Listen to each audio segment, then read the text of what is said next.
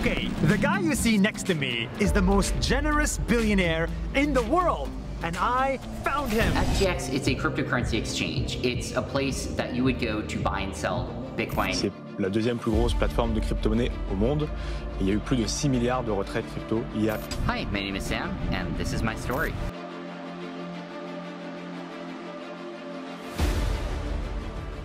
Le 2 novembre dernier, le média américain CoinDesk pousse le premier domino de ce qui deviendra la plus grave crise de l'écosystème des crypto-monnaies.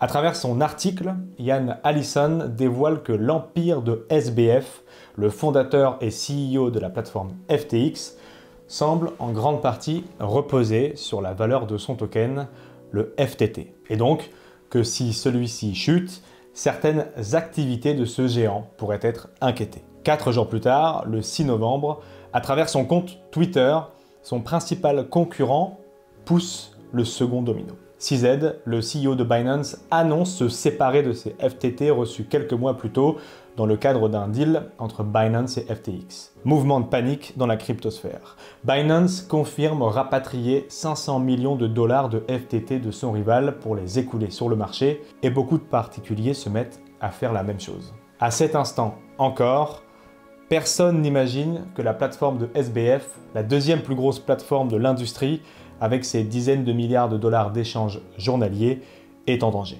Pourtant, quelques jours après, le mardi 8 novembre, ce qui semble être une guerre économique entre les deux géants se transforme en crise de liquidité. Les utilisateurs ne peuvent plus retirer les crypto-monnaies de la plateforme FTX jusqu'à ce que cette dernière se déclare en faillite 3 jours plus tard, le vendredi 11 novembre. De nombreux clients se retrouvent alors pris au piège, d'autant que durant cet épisode éclair, les équipes de FTX n'ont cessé de rappeler la solvabilité de la plateforme, garantissant que les fonds des utilisateurs étaient conservés en 1 pour 1 dans les caisses. Le PDG de la plateforme, Sam Bankman-Fried, SBF, martèle sur Twitter le même message durant toute cette semaine.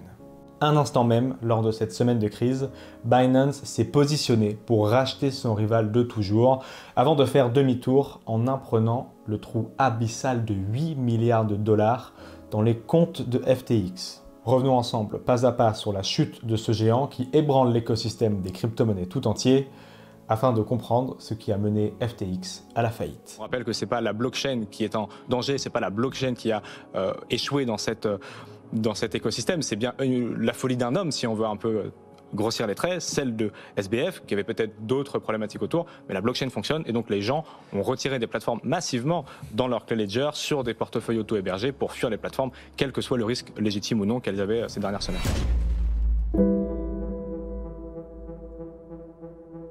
FTX, c'était une plateforme d'échange de crypto-monnaies. Elle permettait aux personnes souhaitant se procurer des cryptos de déposer des euros et des dollars pour recevoir des bitcoins et des ethers. C'était la deuxième plus grosse plateforme d'échange au monde avec des milliards de dollars de volume journalier.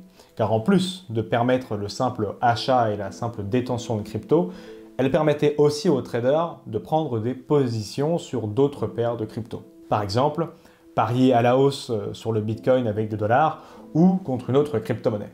Et elle le faisait plutôt bien, avec un tas d'outils propres à elle. Pour faire un petit peu d'histoire, sachez que la plateforme FTX a été fondée en 2019 par SBF, donc, qui était ancien trader professionnel passé par Wall Street et diplômé du fameux MIT, le Massachusetts Institute of Technology. FTX a rapidement connu un succès retentissant et croissant.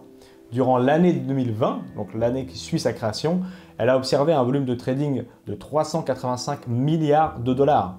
L'année suivante, en 2021, 10 milliards de dollars ont été échangés chaque jour sur la plateforme et les statistiques rapportaient 1 million d'utilisateurs actifs mensuels. C'est énorme. En quelques mois, elle a réussi à dépasser Coinbase et à se situer juste derrière Binance en termes de volume et d'utilisateurs. Au-delà des statistiques de trading pur, FTX proposait aussi un marketing agressif à coups de partenaires dans de nombreux milieux comme le sport, le gaming ou la course automobile. Ainsi, la marque s'était offert une position de premier plan au-delà du seul univers des crypto-monnaies, en renommant notamment l'American Airlines Arena en FTX Arena, une salle omnisport située au centre de Miami, en Floride. Et on sait l'importance d'aller chercher le grand public dans cette industrie des crypto-monnaies. Derrière Binance, mais loin devant ses rivaux comme Kraken ou Coinbase, FTX s'imposait comme le concurrent principal de la célèbre plateforme de Changpeng Zhao, dit CZ, patron de Binance. Et la tendance aurait pu même s'inverser si la plateforme ne s'était pas déclarée en faillite, emportant avec elle des milliards de dollars de ses utilisateurs le 11 novembre dernier.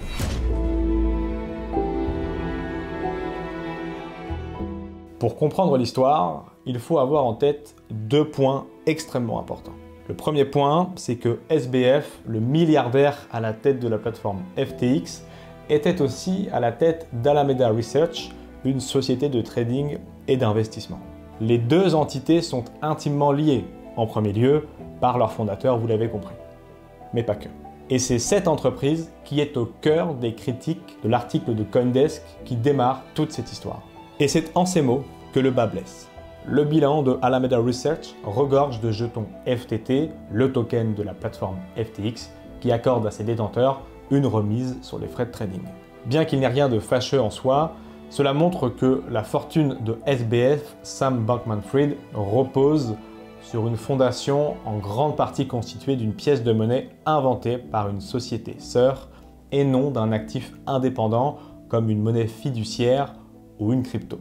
Les données financières rendent concret ce que les observateurs de l'industrie soupçonnent depuis toujours. Au 30 juin, les actifs de la société s'élevaient à 14,6 milliards de dollars et son principal atout, c'était 3,6 milliards de dollars de FTT déverrouillés et 2,16 milliards de dollars garantis par des FTT. Parmi les autres actifs importants du bilan d'Alameda Research reposent 3,7 milliards de dollars avec notamment des tokens Solana verrouillés et non verrouillés à hauteur de 300 millions et 860 millions et d'autres tokens de d'autres plateformes ou projets détenus par SBF.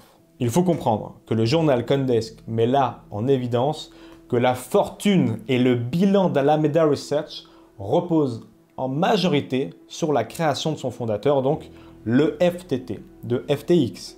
Et oui, le FTT est en fait un token de la plateforme FTX qui permet un tas d'avantages, on l'a vu, à ses détenteurs, mais qui peut s'effondrer si la plateforme FTX se porte mal. Ce n'est pas une action de l'entreprise, mais bien un token qui confère des avantages. Si l'article reste d'abord consulté par des initiés, le ton change quand le patron de Binance, première plateforme d'échange de crypto et concurrent direct de FTX, annonce vendre ses FTT 4 jours plus tard. Mais alors, pourquoi CZ, le patron de Binance, l'entreprise concurrence directe avec FTX, détenait des millions de dollars de FTT? Car Binance était entré au capital de FTX pour un investissement stratégique en 2019, duquel FTX s'est séparé il y a quelques mois pour 2,1 milliards de dollars, notamment payés en FTT. CZ tweet alors le dimanche 6 au soir: en raison des récentes révélations qui ont été faites, nous avons décidé de liquider nos FTT restants. Nous essaierons de le faire d'une manière qui minimise l'impact sur le marché. Boum. Cette annonce, ce tweet, fait l'effet d'une bombe.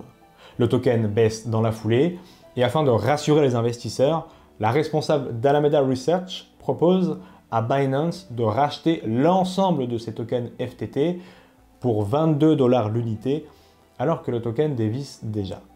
Offre que CZ refuse instantanément, tendant davantage les relations entre les deux entités. À ce moment-là, en début de soirée du dimanche 6 novembre, donc, CZ semble vouloir jouer une guerre économique pour déstabiliser son adversaire. Mais personne ne peut alors imaginer un seul instant qu'une semaine plus tard, FTX fera faillite.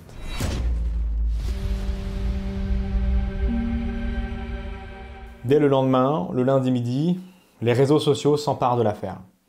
Les utilisateurs les plus au fait prennent leurs précautions et commencent à retirer leurs fonds de la plateforme FTX et continuent de se séparer de leur FTT. Les flux confirment cette dynamique. Quelques millions de dollars quittent FTX pour retourner dans des ledgers ou d'autres portefeuilles auto-hébergés. À 4 h du matin, dans la nuit du lundi au mardi 8 novembre, le cours du FTT affiche une baisse de 30%. La panique s'installe chez les investisseurs. Les tokens de l'écosystème Solana essuient également des pertes importantes. Pour rappel, SBF avait investi massivement dans cet écosystème. Le marché commence à chuter dans sa globalité. Le mardi matin, de nombreux fonds d'investissement travaillant de près ou de loin avec Alameda Research et SBF commencent à communiquer sur leurs difficultés. En effet, comme le soulignait CoinDesk, la perte de valeur des investissements de ces fonds, avec le prix du token FTT qui descend, entraîne ce qu'on appelle des appels de marge, obligeant ces derniers à vendre leurs positions pour rester solvables et alimentant la baisse des marchés. Dans la finance traditionnelle, ces appels de marge existent également, mais des suspensions de séances peuvent avoir lieu pour calmer les esprits et tenter d'y voir un petit peu plus clair. Dans la crypto, ces dispositifs n'existent pas, du coup, le mouvement s'emballe. En milieu d'après-midi, le point de bascule est franchi. Si FTX a vu des milliards de dollars des utilisateurs fuir sa plateforme depuis quelques heures, les retraits ne répondent plus. Les délais s'allongent et l'auditabilité de la blockchain nous le confirme. FTX n'opère plus aucun retrait en ce mardi 8 novembre 2022 après-midi. En public pourtant, l'équipe rappelle que les fonds sont en sécurité et bien disponibles. En coulisses, c'est une toute autre histoire, car SBF appelle à l'aide Wall Street et son plus grand rival, Binance. Ce mardi, en fin d'après-midi, CZ tweet: cet après-midi, FTX a demandé notre aide. Il y a une importante pénurie de liquidités. Pour protéger les utilisateurs, nous avons signé une offre non contraignante avec l'intention d'acquérir entièrement FTX.com et d'aider à couvrir la pénurie de liquidités. Nous allons effectuer des vérifications d'usage complètes dans les prochains jours pour confirmer ce rachat. De son côté, SBF, le CEO de FTX, répond sur l'oiseau bleu. La boucle est bouclée et les premiers et les derniers investisseurs de FTX sont les mêmes. Nous sommes parvenus à un accord sur une transaction stratégique avec Binance pour FTX.com en attente de vérification. Il est 17h30 ce mardi 8 novembre et la tension semble s'apaiser. La nouvelle est invraisemblable, mais rassure le marché qui reprend des couleurs et affiche une progression de 10% après une chute importante sur fond de crise de liquidité chez FTX. Les utilisateurs qui attendent de retirer leurs fonds depuis plusieurs heures semblent rassurés. Et Binance commence une enquête plus approfondie sur FTX avant de confirmer le rachat. Si certains avaient imaginé que CZ était en train de jouer une partie d'échecs grandeur nature depuis son tweet du dimanche soir, il semble sur le point de mettre échec et mat son rival SBF. Le lendemain à 8h, le média financier Bloomberg publie la nouvelle fortune de SBF. Si ce dernier pesait 16 milliards de dollars quelques jours auparavant, sa fortune n'est plus qu'à 800 millions de dollars. À ce stade, FTX cherche près de 6 milliards de dollars auprès d'investisseurs pour sauver la plateforme.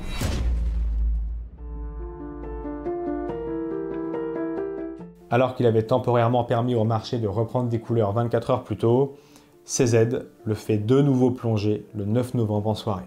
Il annonce qu'il ne rachètera finalement pas la plateforme de son rival.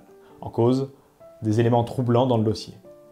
Suite à notre étude de due diligence ainsi qu'aux dernières informations concernant les fonds des clients mal gérés et les enquêtes présumées des agences américaines, nous avons décidé de ne pas poursuivre l'acquisition potentielle de FTX.com. C'est un coup de tonnerre. La chute des cryptos et de la deuxième plus grosse plateforme de l'industrie reprend de plus belle. Bitcoin tombe à son plus bas annuel autour de 17 000 $, entraînant le marché dans son intégralité. Binance précisera plus tard les raisons de son retrait. Au départ, notre espoir était de pouvoir soutenir les clients de FTX pour leur fournir des liquidités. Mais les problèmes sont hors de notre contrôle ou de notre capacité à aider. Chaque fois qu'un acteur majeur d'une industrie fait faillite, les consommateurs en souffrent. Nous avons vu au cours des dernières années que l'écosystème des cryptos devient plus résilient et nous croyons qu'avec le temps, les personnes qui utilisent mal les fonds des clients seront éliminées par le marché libre. À mesure que des cadres réglementaires seront élaborés et que le secteur continuera d'évoluer vers une plus grande décentralisation, l'écosystème se renforcera, précise l'entreprise de CZ.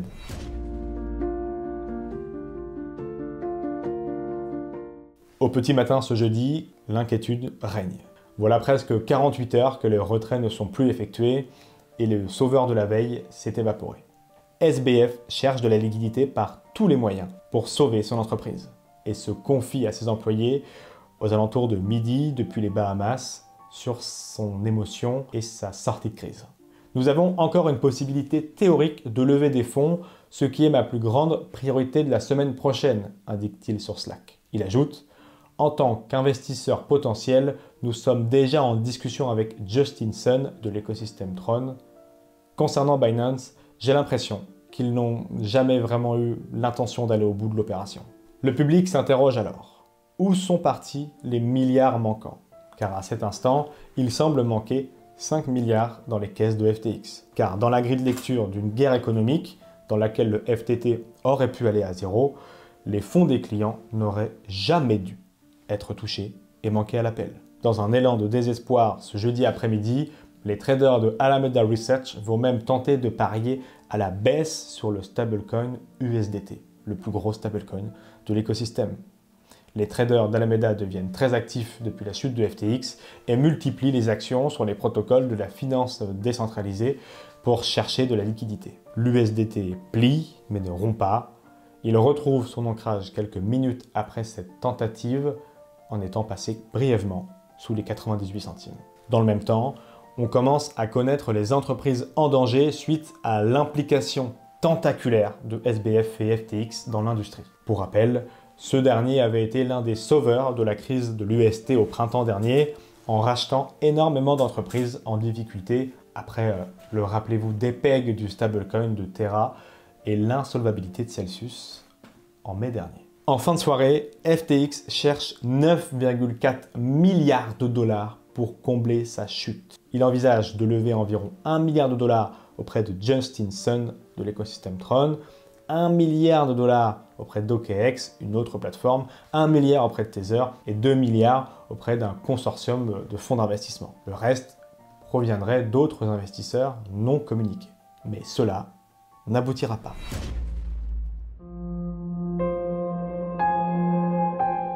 Nous sommes le vendredi 11 novembre 2022, jour férié en France, et la cryptosphère se réveille et apprend que les portes de sortie de SBF se ferment tour à tour. La Security and Exchange Commission, la SEC, l'équivalent de l'AMF américain, donc le gendarme américain, ouvre une enquête sur SBF et sur FTX pour une potentielle violation des règles des marchés financiers. Le Department of Justice serait également en train de se pencher sur l'affaire. BlockFi, une plateforme rachetée par SBF quelques mois plus tôt, bloque aussi ses retraits. La contagion se poursuit, d'autant qu'on apprendra quelques jours plus tard que SBF demandait aux entreprises qu'il rachetait de déposer leur liquidité sur FTX, alors presque en faillite à cet instant. Les répercussions seront lourdes de conséquences. Quelques minutes avant la communication officielle de la faillite de FTX ce vendredi après-midi, Brian Armstrong, le PDG de Coinbase, se prononce en direct sur CNBC, une chaîne américaine. FTX n'était pas réglementé par un organisme de réglementation américain. C'était une plateforme offshore et le manque de clarté de la régulation aux États-Unis est ce qui a poussé les citoyens américains et le volume de transactions à aller à l'étranger, et en l'occurrence aux Bahamas. Et c'est ça le problème. Une déclaration fracassante à l'encontre des régulateurs. Et à 15h14, le couperet tombe. Sam Bankman-Fried démissionne et FTX se déclare en faillite. La plateforme cumule entre 10 et 50 milliards de dollars de dettes revendiquées par plus de 100 000 créanciers. SBF se confie alors sur Twitter en ces termes « Je suis vraiment désolé, encore une fois, que nous en soyons arrivés là. Cela ne doit pas nécessairement signifier la fin des entreprises du groupe FTX ou de leur capacité à fournir de la valeur et des fonds à leurs clients principalement. » Blackout. L'histoire aurait pu s'arrêter là. Mais telle une série hollywoodienne, le lendemain de l'annonce de la faillite, le samedi donc, le nouveau CEO de FTX, puisque SBF a déposé sa démission, annonce que FTX est victime d'un hack. Des milliards de dollars auraient été siphonnés vers une adresse inconnue. Et évidemment, beaucoup se demandent si ce n'est pas l'équipe elle-même qui a orchestré ce faux hack. Alors pourquoi la plateforme FTX était autant en difficulté concernant les fonds de ses clients? Pourquoi les clients n'ont pas pu retirer un pour un ce qu'ils ont déposé durant ces années sur FTX? Eh bien, d'après l'agence de presse Reuters et selon les équipes juridiques qui ont en grande partie démissionné de l'entreprise quelques heures après le début de l'affaire, les fonds des clients auraient servi à une autre entreprise de SBF. Au moins, je cite, 1 milliard de dollars provenant des fonds des utilisateurs auraient été redirigés à l'insu des employés à destination d'Alameda Research grâce à une porte dérobée qui aurait été implémentée dans le logiciel de comptabilité. Selon des sources proches de l'affaire, sur ces milliards, entre 1 et 10, une grande partie serait manquant. Interrogé au sujet de la disparition de ces fonds, l'ex-PDG SBF de FTX donc a simplement répondu par 3 points d'interrogation. Signe d'un problème au plus haut sommet de l'entreprise, le smart contract qui permettait la création des FTT, le token de la plateforme, ce smart contract a fabriqué de toutes pièces 192 millions de FTT ce samedi pour une valeur de 350 millions de dollars au prix du marché à ce moment-là, afin de tenter de créer de la liquidité et de sauver l'entreprise. Cette action a forcé Binance à interrompre le dépôt du token FTT sur sa plateforme autour du dimanche 13 novembre. Donc.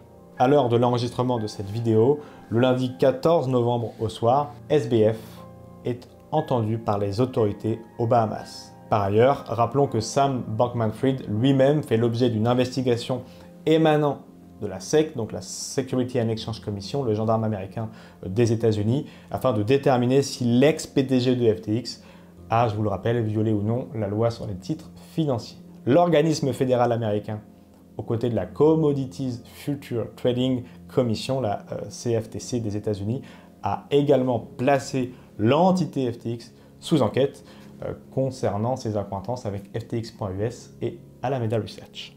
Voilà donc pour les toutes dernières actualités sur FTX.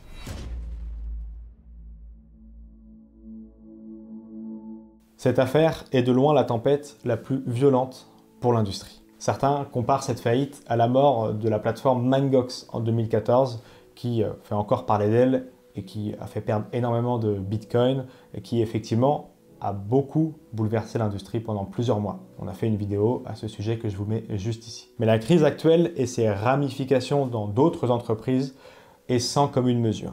SBF avait investi dans de nombreuses entreprises, dans de nombreuses sociétés et dans certaines blockchains comme celle de Solana qui semblent aujourd'hui en grande difficulté. Et en sa qualité de deuxième plateforme d'échange de crypto au monde, FTX était utilisé par beaucoup d'utilisateurs qui sont aujourd'hui bloqués. À la suite de cette affaire, des centaines de milliers d'adresses de Bitcoin et d'Ether ont été créées. Les plateformes les plus robustes, Binance en tête, ont tenté de rassurer les utilisateurs en publiant leurs comptes et les adresses de leur portefeuille client pour rassurer ces dernières sur la solvabilité des plateformes. C'est le fameux Proof of Reserve. Mais le mouvement semble être là pour durer. La fameuse maxime « Not your keys, not your coin » s'incarne aujourd'hui dans la douleur de cette épreuve et l'achat de clés Ledger qui permettent aux utilisateurs de posséder leurs clés privées et donc leurs fonds a également atteint un pic ces derniers jours. Évidemment, la régulation devra se durcir sur ces entreprises dites centralisées ou CeDeFi, car c'est peut-être avec elles que notre industrie grandira, mais pas sans règles ni confiance. Il faudra cependant que cette régulation identifie les vrais maux et les vraies solutions de notre industrie, incarnées peut-être aujourd'hui par la transparence de la blockchain et la force de la DeFi, la finance décentralisée qui n'a pas tangué une seule seconde durant tout ce drame. Les utilisateurs qui détenaient encore des fonds sur la plateforme auront a priori de grandes difficultés à les retrouver. Le temps du procès, il est souhaitable de noter les fonds perdus afin de les répercuter sur vos moins-values lors de la déclaration de vos impôts. Et si possible, de retirer la preuve de ces dépôts sur la plateforme FTX. Le premier chapitre de cette affaire FTX se termine à peine. L'épisode est douloureux et réveille en nous les démons de début de notre industrie novatrice. Mais les fondamentaux n'ont pas bougé. Et si les blessures laisseront des cicatrices à jamais, elles permettront à l'écosystème de se relever plus fort, car les visions philosophiques et technologiques de notre industrie n'ont jamais été aussi nécessaires à notre monde qu'aujourd'hui.